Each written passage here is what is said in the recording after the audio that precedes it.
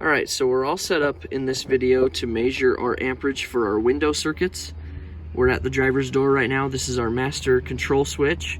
According to our wiring diagram, this blue-black wire runs power to the switch, so no matter which one we operate, we should be able to see the amperage for all windows. We've got our 60 amp clamp on the 20 amp mode here. We've zeroed it already. On our Picoscope, we've selected that amp clamp from our drop-down menu in A, and we've selected a range of -5 to 20 amps, and we're going to do 10 seconds per division so we can capture all 4 windows on the same screen. Okay, so here we go, key on. This is the driver's window first, down and then up. Oh, better push play first.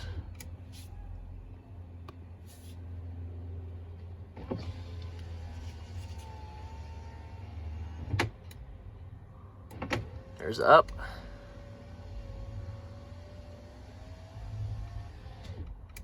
Okay, now passenger front.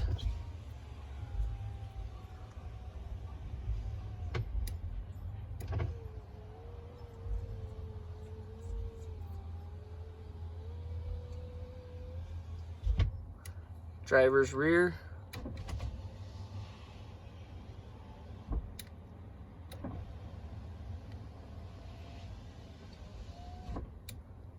Passenger rear.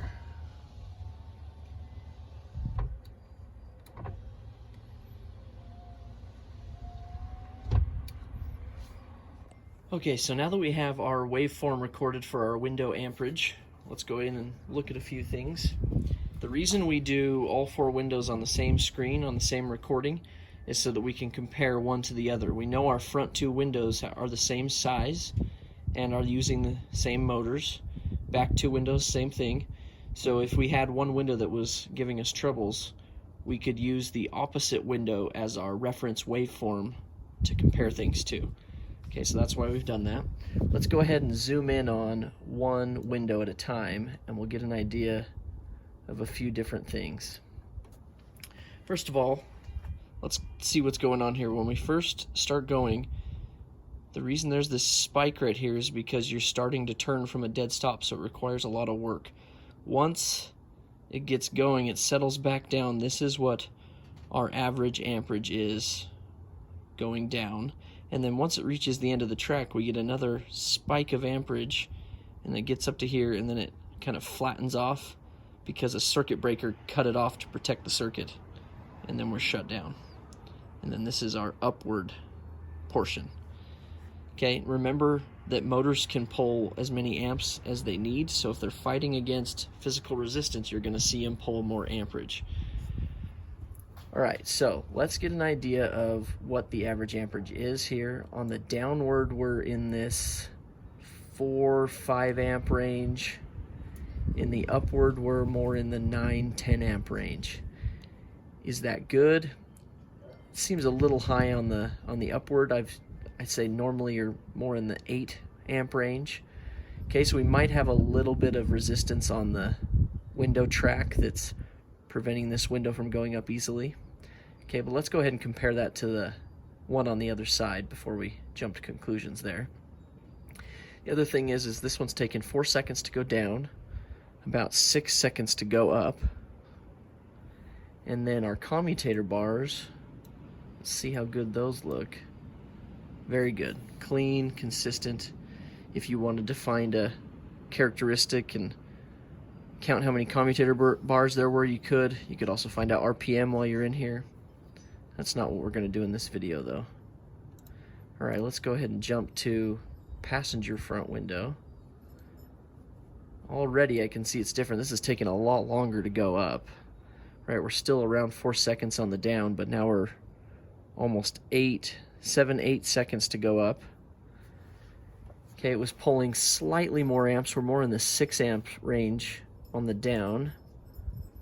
5 to 6, 10 to 11 on the up.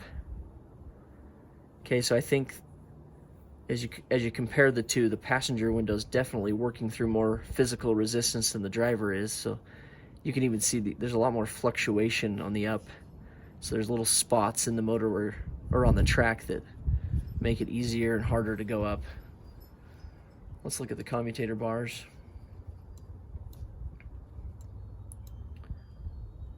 Pretty good. Not as clean as the first window, but pretty dang good. Alright, now let's go to the back windows and compare them. Their track is a lot shorter. They only go 3/4 of the way down, so that makes sense why they take such a short amount of time to go up and down here compared to the front. But they pull about the same amps on the way down. 4, a little bit higher on the way up, but a whole lot less than the front windows. We're only in the 5 to 6 amps here. Let's look at our commutators. Very good. And then the other back window. Very similar on the time, very similar on the amps. Commutator bars look really good. Okay, so overall, after looking at this, the front windows are pulling a little bit more amps than what I like to see, so I think we want to pull the door panels off and inspect the tracks. But as far as the motors themselves, they all look really good. So that's how you analyze the amperage from window motor circuits.